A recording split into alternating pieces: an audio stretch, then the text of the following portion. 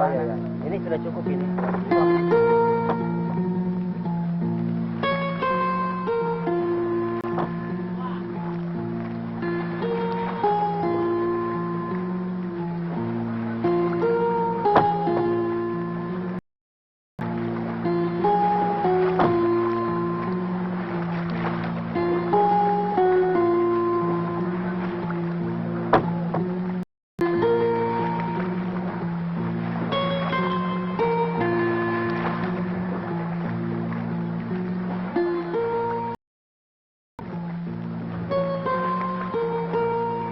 Tout commence à midi par une journée sans vent et sans ombre, dans cette mer de Java qui ne dépasse jamais 50 mètres de profondeur, et où nagent des tortues, des raies géantes, mais aussi des serpents marins, plus de 10 espèces, toutes venimeuses.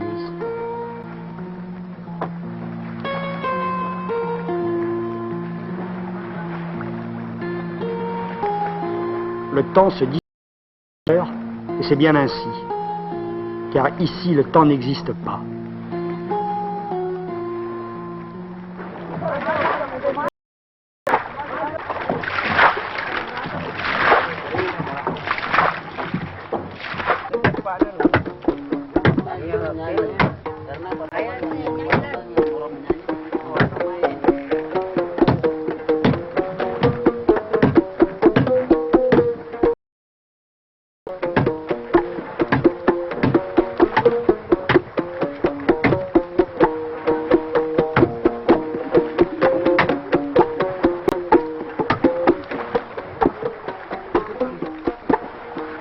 Nusantara, c'est un mot indonésien qui veut dire archipel, ou plutôt détroit, l'eau entre les terres, entre les îles, des milliers d'îles. Et c'est par la mer, sur une goélette bouguise, que nous avons abordé ces terres.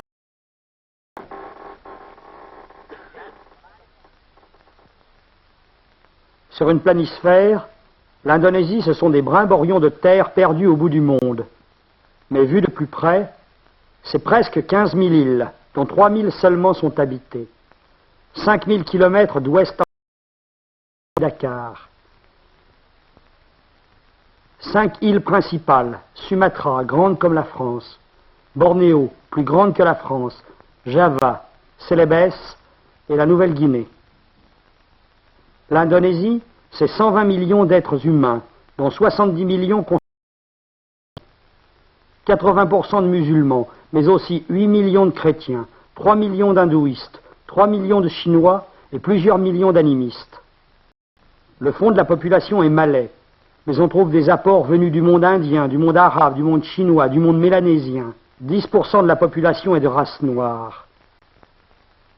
D'un côté de cette ligne, c'est le monde malais, asiatique, peau jaune.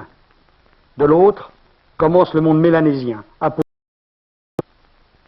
Et puis, rien n'est sûr, mais c'est vraisemblable, c'est probablement d'ici que sont partis, un millénaire avant notre ère, les hommes qui allaient peupler la Polynésie et qui, à travers l'océan Indien, allaient atteindre Madagascar.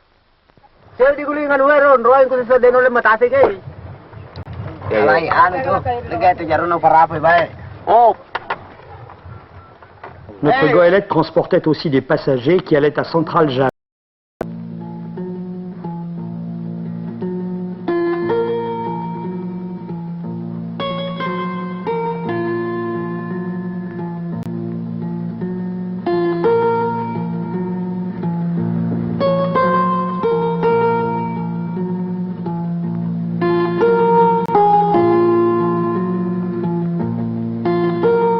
Nous avons abordé au petit jour.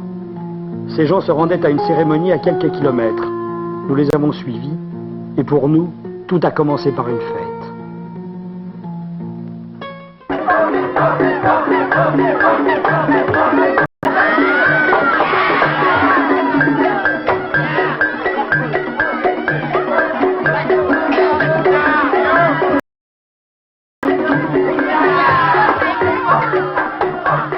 L'acrobate au masque grotesque distrait l'assistance.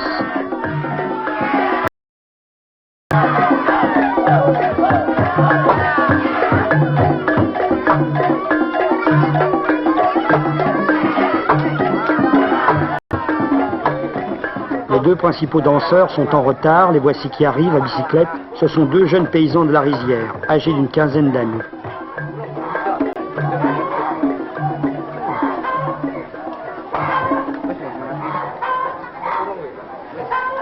Ils sont les mignons termes de cet homme, riche propriétaire de la région qu'on dit fort jaloux et fort dangereux.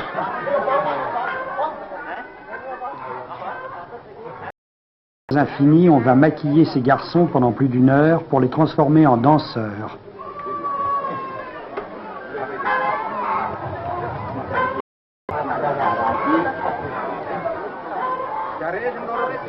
Les bandji, les travestis, les invertis, ont un rôle particulier dans un grand en Indonésie. Ambivalent, porteur à la fois de la sensibilité et de la force,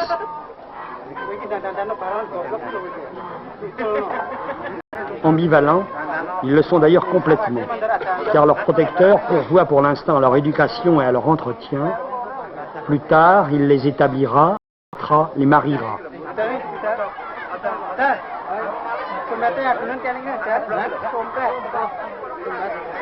Lui-même, bon musulman, a 4 épouses et de nombreux enfants.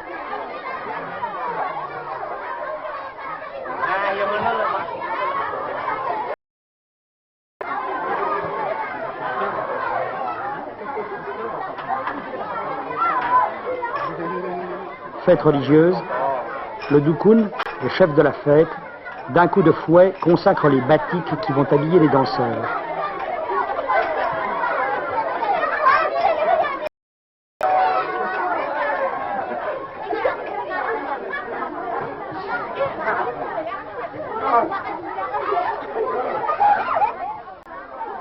Et les enfants de leurs protecteurs assistent aux préparatifs.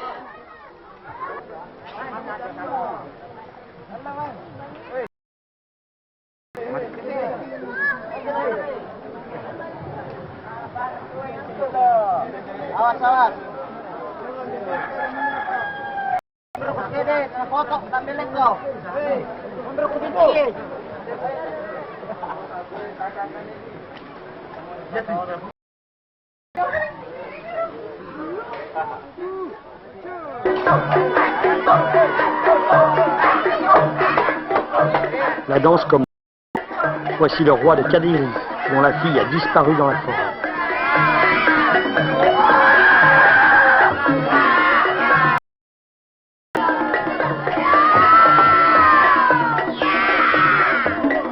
Et voici le bon démon, Jakalodra, qui va aider les deux cavaliers envoyés par le roi à la recherche de la princesse perdue.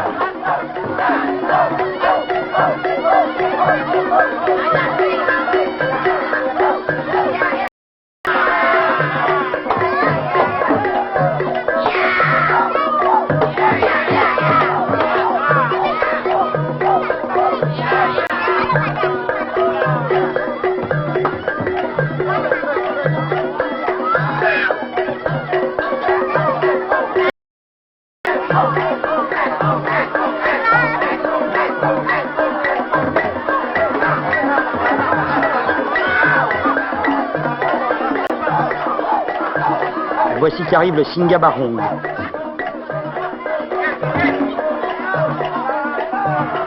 Tête de plume de pan qui personnalise tous les animaux de la forêt. Il est envoyé par son maître, un sultan voisin, pour demander la main de la jeune princesse. Il y a d'abord une confusion et les cavaliers vont combattre le Singabarong. Jusqu'au moment où les uns et les autres vont s'apercevoir qu'ils ont le même but, retrouver la princesse disparue. Et ce, dans les meilleures intentions du monde.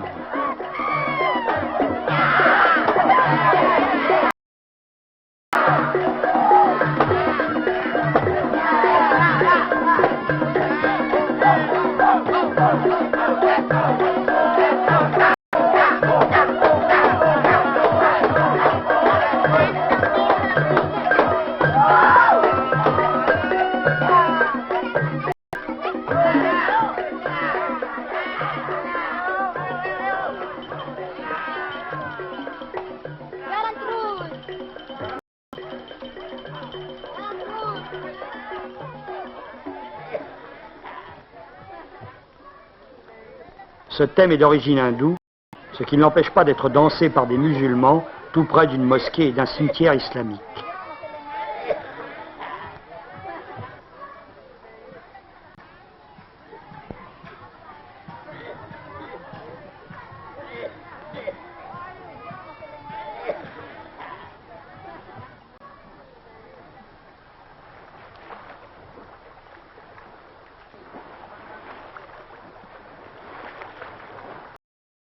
Nous avons repris la mer, cabotant vers Célébès et le port de Macassar. Si poétique qu'elle paraisse, la vie à bord est dure. L'ordinaire monotone, papaye, poisson et riz.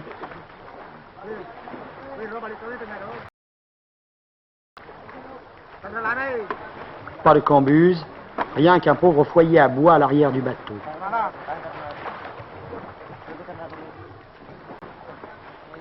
La provision d'eau tient dans 2 jarres, le rouf est inexistant et les 18 hommes d'équipage couchent sur le pont.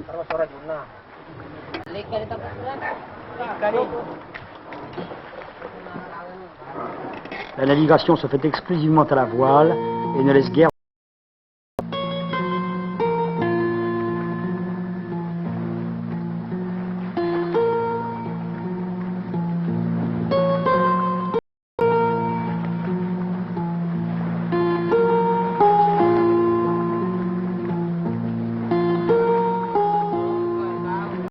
Voici Macassar, à la pointe sud-ouest de Célébès, qu'on appelle ici Sulawesi. Le port d'attache de toutes ces goélettes bouguises qui, comme la nôtre, font les îles le transport des passagers et des marchandises, le riz et le bois surtout. Elles peuvent emporter jusqu'à 120 tonnes de fret.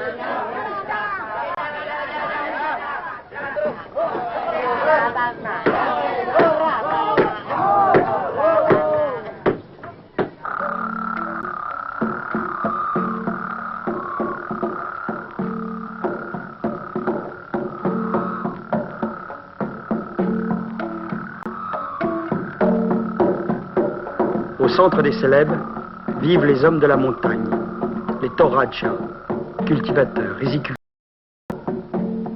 Certains sont musulmans, comme l'atteste cette petite mosquée de montagne, d'autres chrétiens. Mais la plupart des 300 000 Toraja traditionnels, le culte rendu aux parents défunts et aux ancêtres devenus divinités. Les Toraja ne vivent que pour les morts. Leur vie tout entière est ordonnée autour des cérémonies funéraires. Car le défunt, s'il est enterré selon le rituel exact et compliqué, peut devenir un dieu bénéfique pour la survie du groupe et des générations à venir.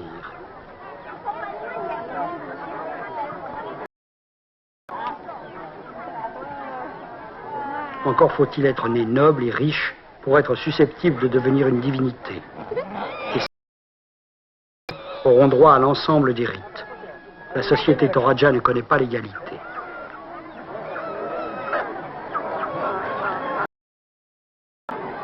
C'est dans les marchés que se propage de bouche à oreille l'annonce des fêtes funéraires prochaines.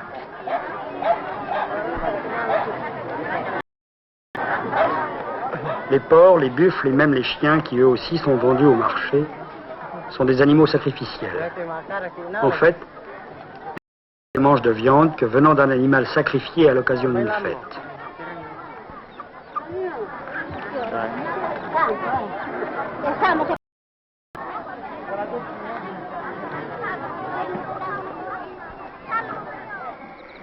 Pour permettre aux défunts d'accéder au rang de divinité, rarement moins de 5 ans, parfois plus de 15 ans s'écouleront entre le décès et la sépulture définitive. Le cadavre à l'intérieur de la maison, veillé et nourri. On attendra qu'il se dessèche et se purifie pour célébrer la première fête funéraire devant la maison mortuaire.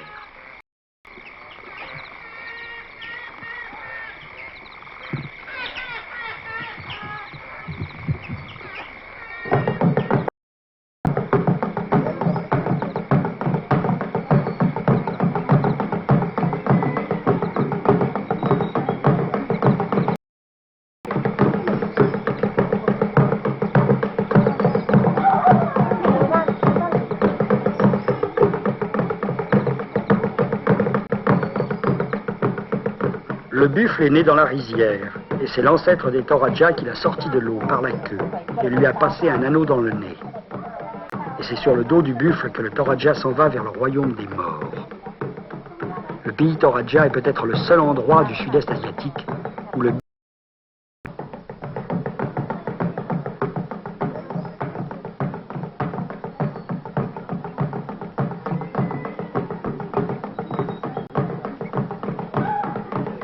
il est symbole de richesse, aussi bien dans ce monde que dans l'au-delà.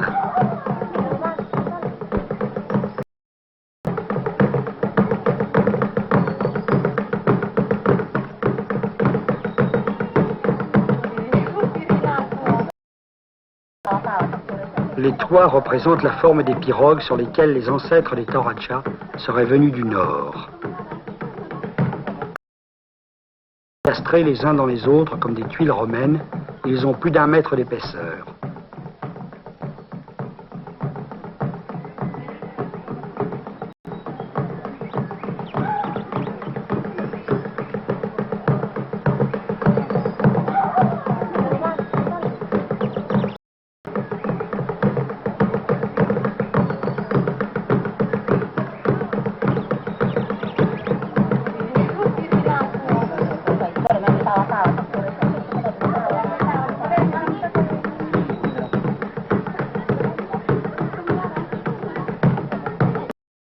Dans le village presque vide, les danseuses achèvent le magelou, la danse de bienvenue, tandis que plus loin se déroulent, depuis plusieurs heures déjà, les combats de coq, symboles de justice, de noblesse, de courage, qui, perchés sur la roue solaire, sont toujours représentés sur les façades.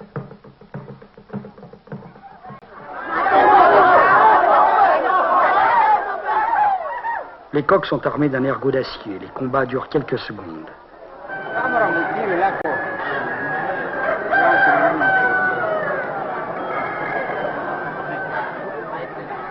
Châtiment au vaincu, on l'ampute de nez avant de l'étouffer dans une sorte de garrot.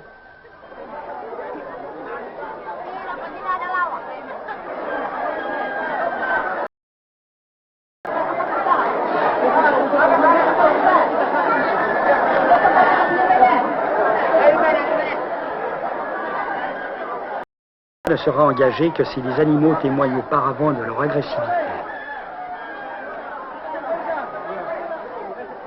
Les combats de coq qui rappellent le courage et la noblesse du mort font partie du rituel funéraire. Mais ils servent aussi de jugement de Dieu. Lorsque s'élève un différend, on le règle par... Et le propriétaire du vainqueur est supposé avoir raison.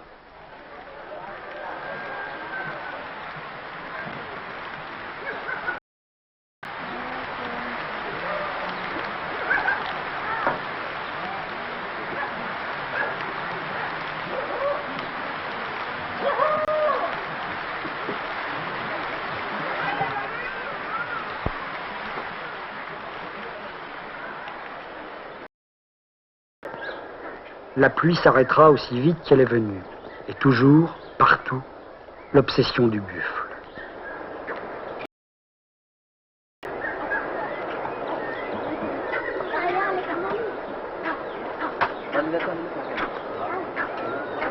L'usage du bambou est universel.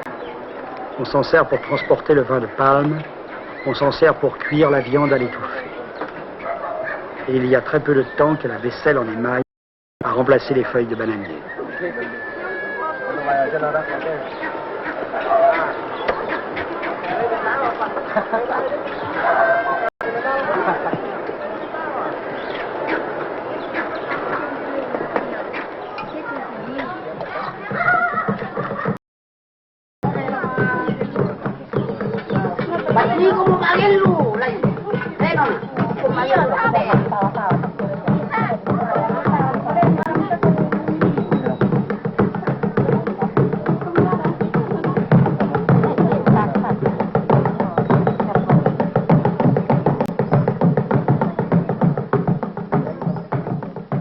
Sur les façades décorées de motifs géométriques et de spirales qu'on retrouvait autrefois sur les cercueils, partout la tête du buffle.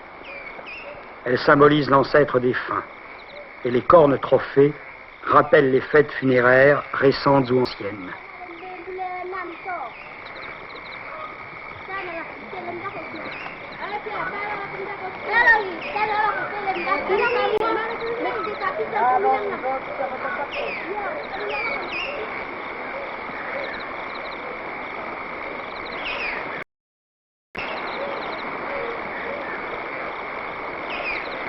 Dans un autre village tout proche, un mort très important attend la célébration de sa deuxième funéraire. C'est le Puang de Sangala, le roi de la région de Sangala.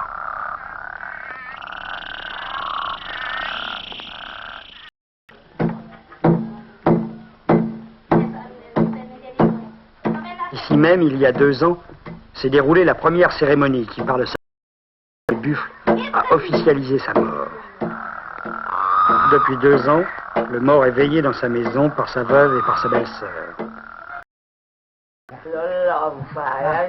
Caché derrière une étoffe, la dépouille est enveloppée dans des cylindres de tissu.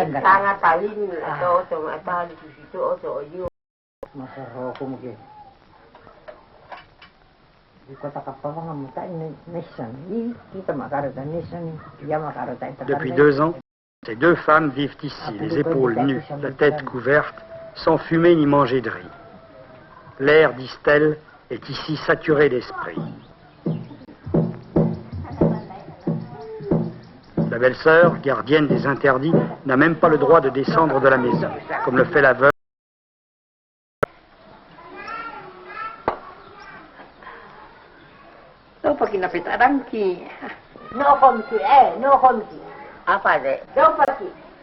Ya, no kopi dong. Domiki, kan dia paling kalau domiki, coba lu ya nombor siapa nolak palo. Aku gitu dong.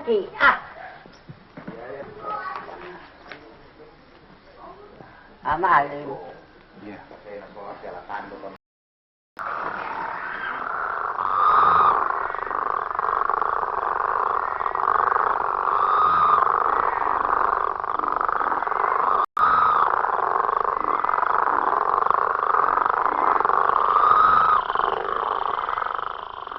Et c'est dans ce champ que sera célébrée sa deuxième fête funéraire, lorsque la famille aura pu rassembler un nombre suffisant de buffles pour être sacrifiés.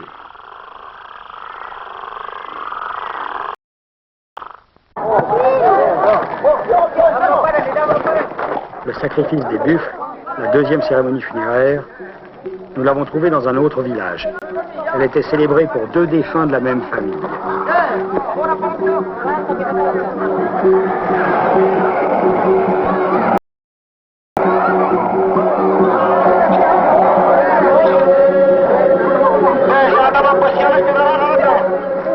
Des centaines d'invités ne cessent d'arriver. Groupés par village, ils font 3 fois le tour de l'enceinte, annoncés par des gongs, précédés par un appariteur parent du défunt.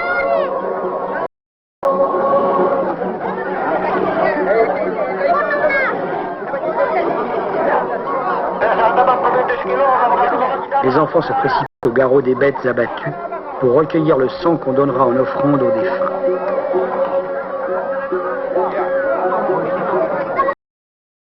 Falques noirs et rouges, ils étaient supposés regarder la fête et en jouir. Les cornes seront plus tard accrochées à la façade de la maison. Elles sont d'abord soigneusement comptabilisées, car chaque parent touchera une part d'héritage proportionnelle au nombre et à la taille de buffle qu'il aura donné.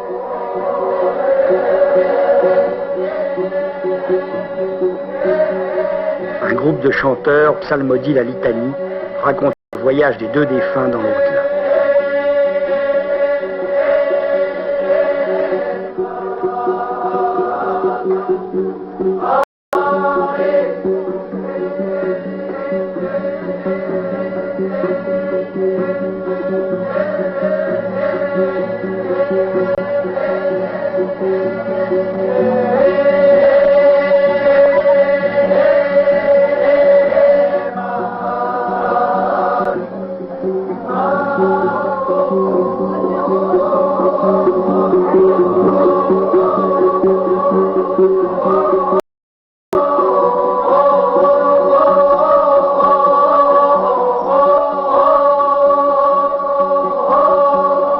Puis entrent de jeunes danseurs portant eux aussi des cornes de buffle en carton et un masque à l'effigie des morts.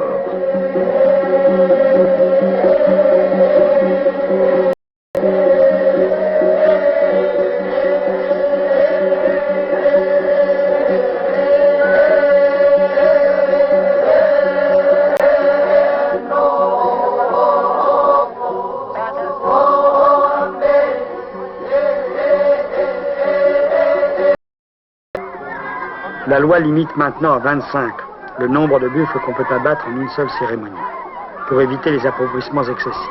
Mais elle ne limite pas le nombre de morts ni de chiens, car le sacrifice de ces 3 animaux est nécessaire à l'achèvement du rituel.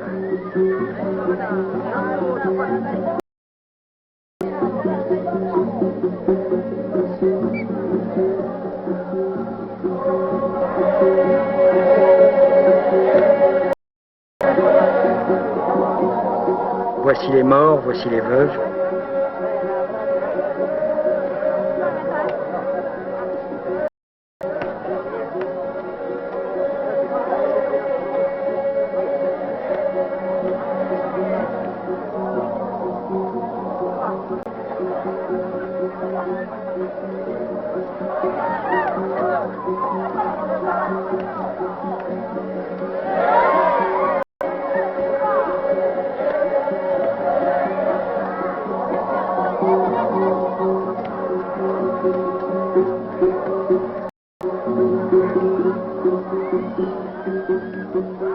Et dans la rizière voisine, tandis que continue la fête qui durera plusieurs jours, pas de buffle.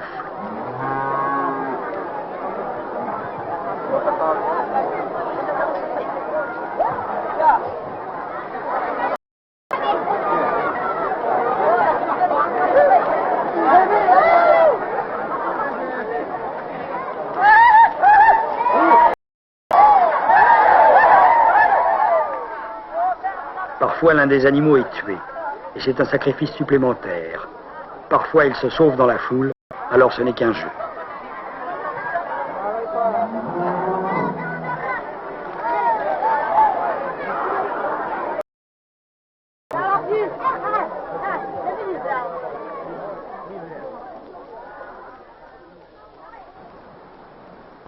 Et plus loin, sous la pluie qui recommence à tomber, les mégalithes, les pierres dressées par groupes de 3 à la fin des cérémonies funéraires importantes, rappellent que le rituel n'a pas changé depuis que les Torajas sont installés à Sulawesi.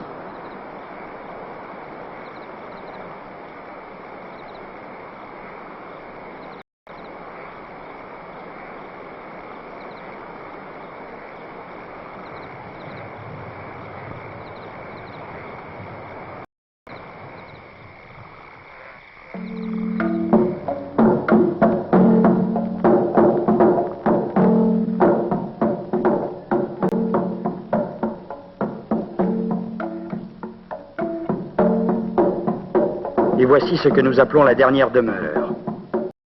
Pour autant, la fin des cérémonies funéraires Toraja. Voici les tombes. Chambres creusées dans sont closes par des portes de bois, sculptées de maisons ou de têtes de buffle. À moins que les maisons elles-mêmes ne représentent une tête de buffle. Après tout, ce n'est pas impossible.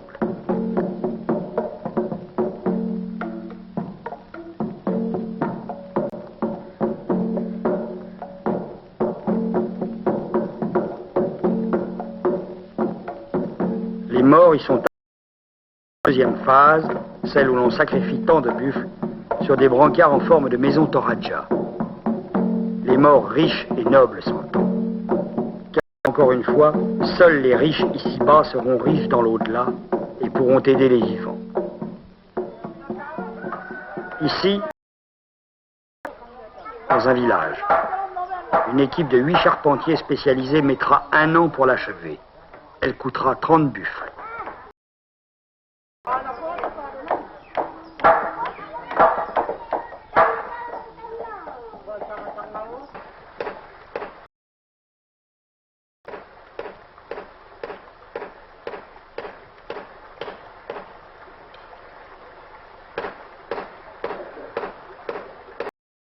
Et, en écho aux coups de maillet des charpentiers, répondent les coups des carriers, affûtant leurs outils pour creuser d'autres tombes dans d'autres falaises.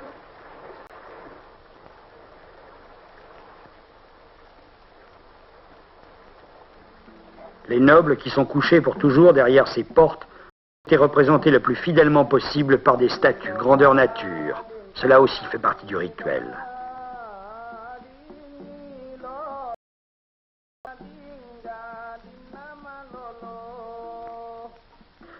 Et ces statues ne sont pas sans rappeler d'autres statues funéraires, les Alou Alou Mahafal de Madagascar.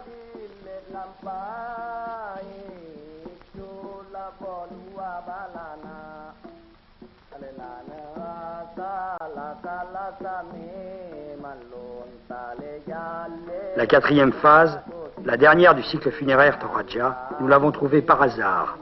Nous passions, la fête Méroc débutait.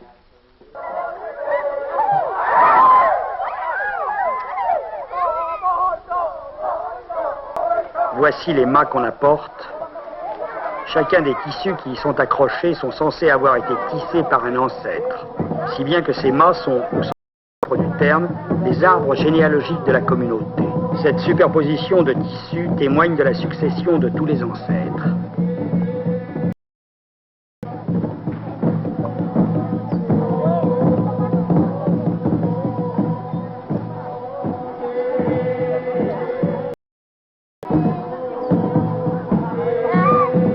Au terme d'une marche en spirale, on va ériger les 3 mâts.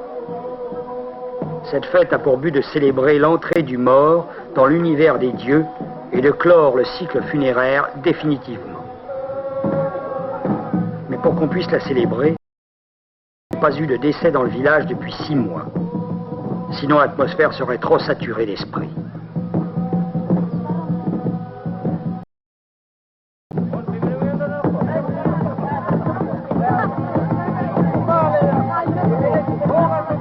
Chaque groupe familial va danser.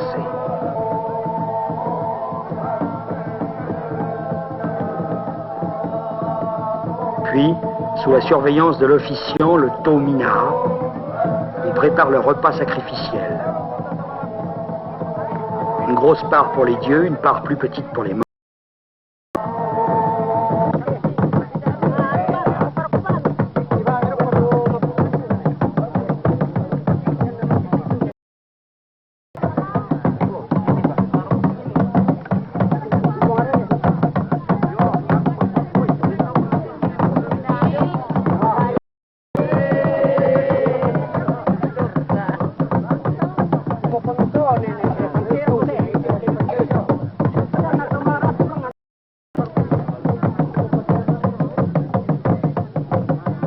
Ensuite, ce sera les agapes collectives et le vin de palme pour tout le monde sous les ombrages.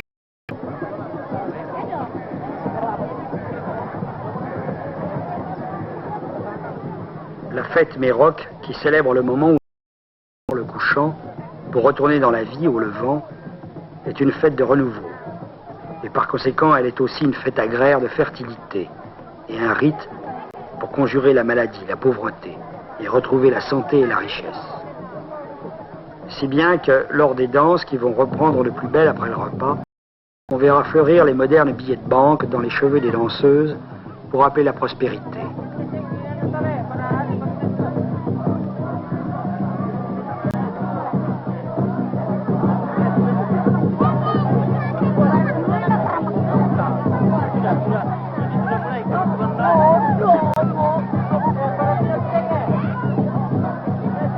Bientôt les danses deviennent trans. On invoque les dieux et les esprits. On appelle leur aide pour guérir les maladies. On se flagelle, on se punit, on expie.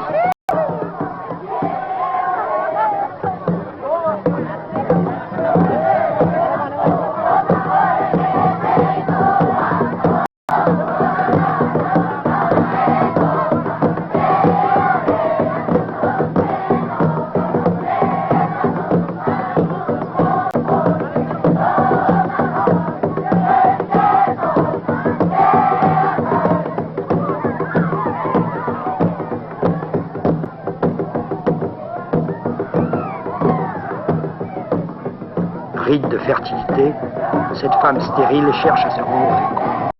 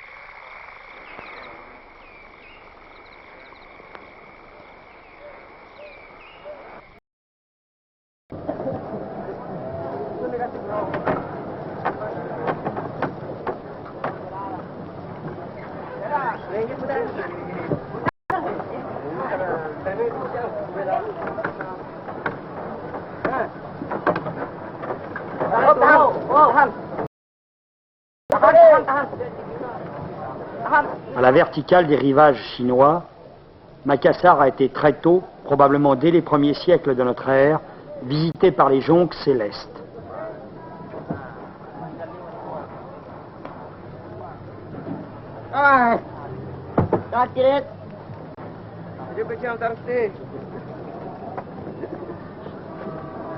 Beaucoup plus tard, sont arrivés les navigateurs et les marchands. Ils vont apporter l'islam et perfectionner les techniques de navigation et de construction navale acquises de la Chine.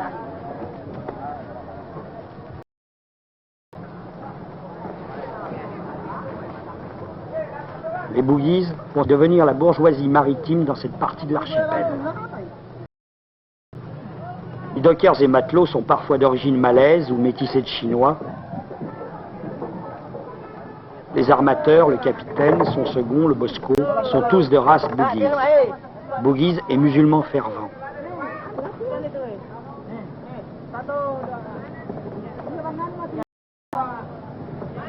Et ce nouveau voyage, commencé à la fin du jour, débute par la prière, face à la Mecque qui se trouve à l'ouest, vers le couchant.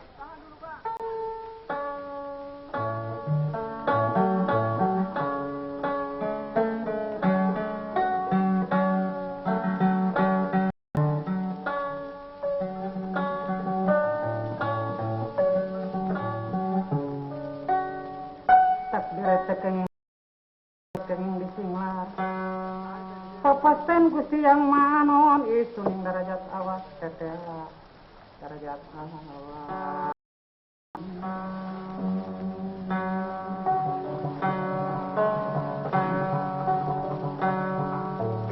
diringan mana yang sangat kesang kema gening sing kudi abdi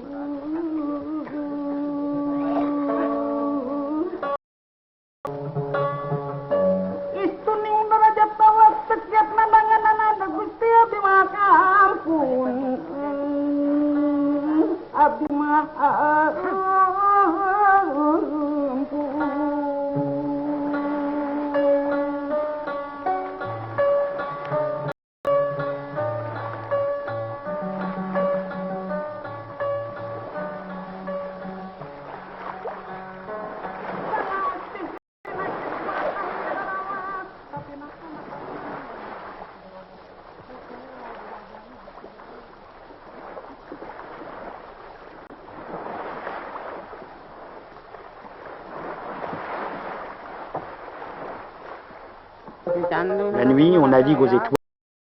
Le bruit de la mer devenu différent indique les hauts fonds.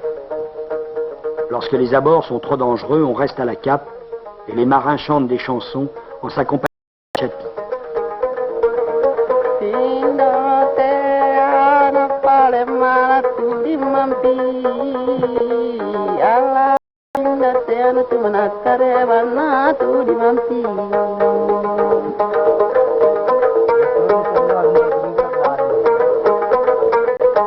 Ngaloponi palemanan dikutan rai adukasi tuma ngaloponi mana kutan rai indo macira ngaloponi mana kutan rai balakan.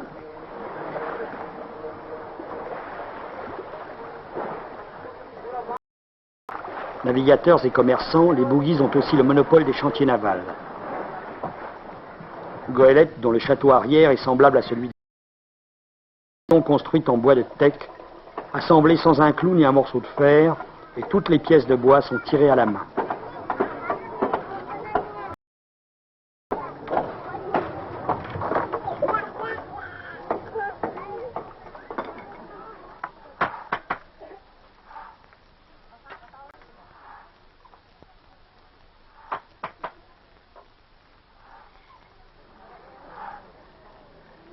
Les femmes bouguises tissent sur des métiers horizontaux les sarongs, sortes de tubes en soie que hommes et femmes se drapent autour de la taille.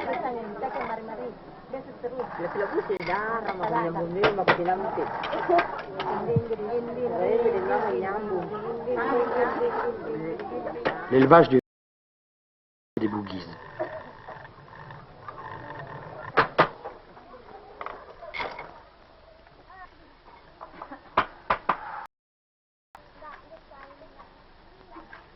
Mais ces sarongs de soie précieuse ne sont portés que pour le mariage et servent ensuite d'habits de fête.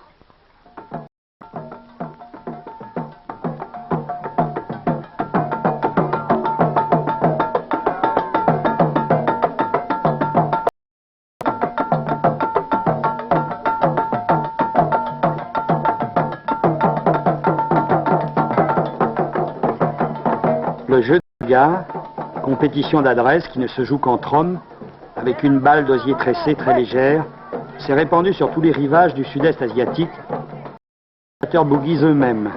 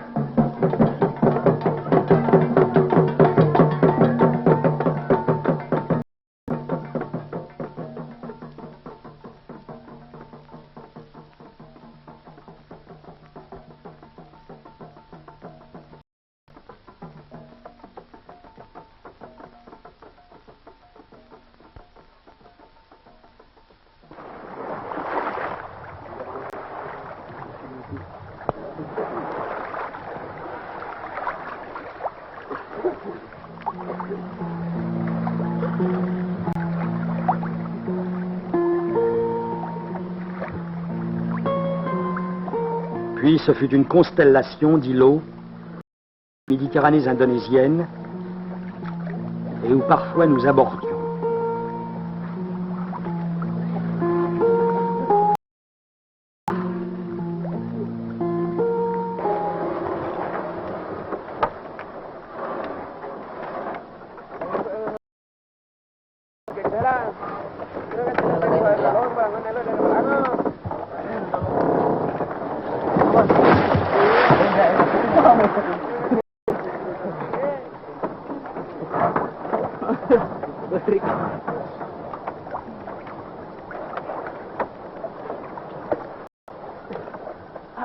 Îlots infimes, peuplée de très pauvres gens dont le seul bien est une flottille de pirogues, leur permettant de glaner leur vie sur le récif. Coquillages, frettins minuscules,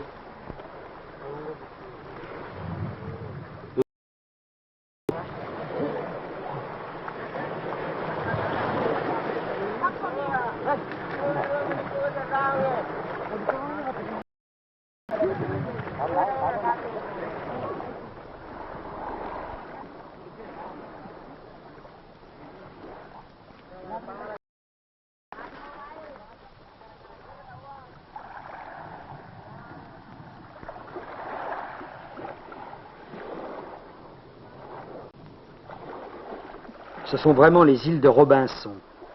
Celle-ci n'a pas plus d'1 kilomètre de diamètre. Enfants heureux et beaux qui eux aussi glanent les poissons tombés des paniers.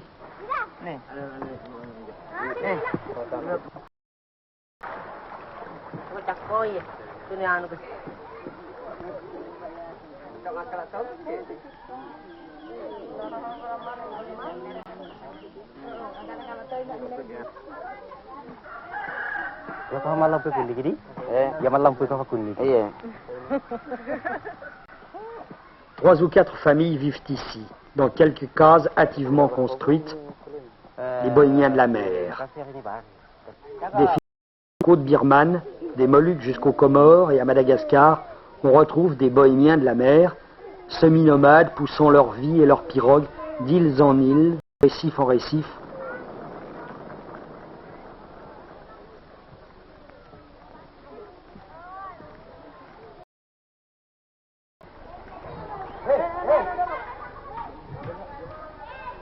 Ici, il y a de l'eau. Un puits, rien qu'un puits, et cela suffit à la vie.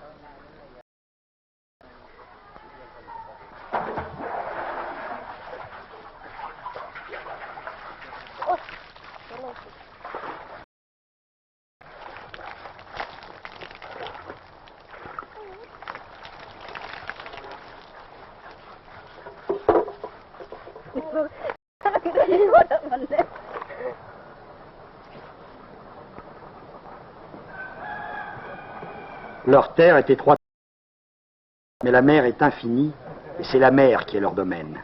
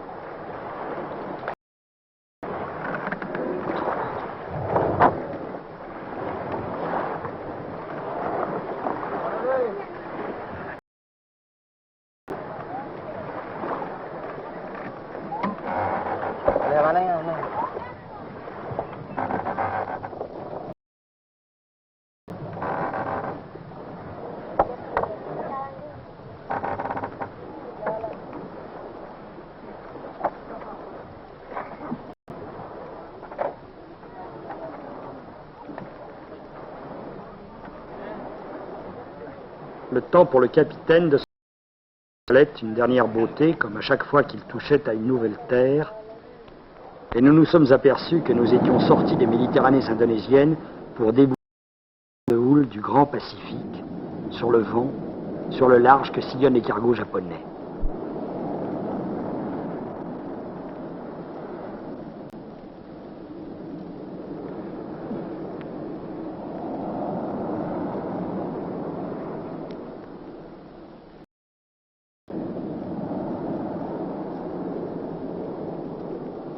C'était la fin de l'archipel.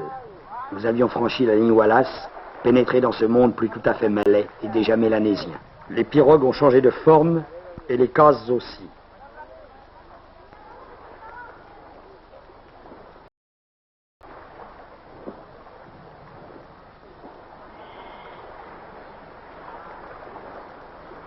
Dieu Tiki du Pacifique, juché sur la proue d'une pirogue décorée de peintures mélanésiennes.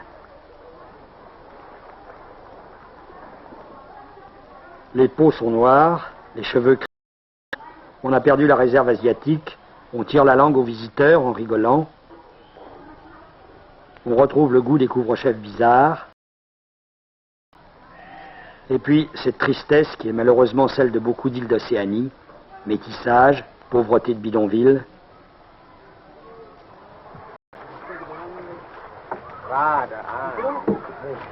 Dans le lagon, à l'abri du large, les palangrottes sont encore indonésiennes, mais déjà celles du Pacifique.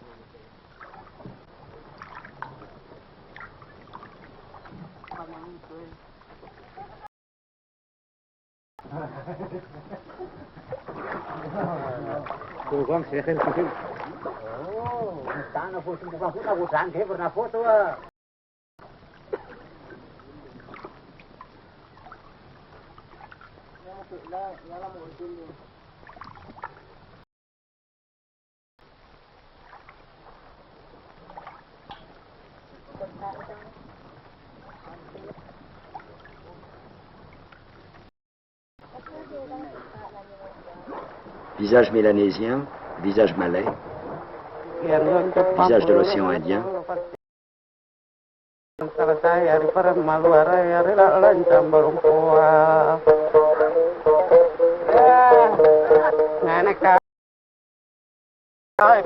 Visage venu de Chine.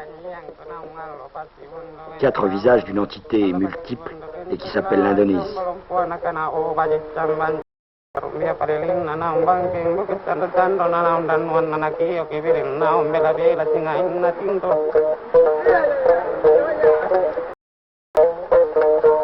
Iya cambire nam becam banjawa tampak kara-kara nam bunting nam patal lumbang pati alli bibir nam bamban nalaman rai mati kunul nama ngaru cedi cadi nam bayin nana mata pesa ngurusun nana kere nyene mata nana pesa ngurusun nari bangkem bentimpo karai ngapa siapa mon tiala lutang kucing tia tangku kimbolon nakana tatu tangala kakak tepi ari ulung kun lat Kamusin na tabang sarro baru tamaka maka.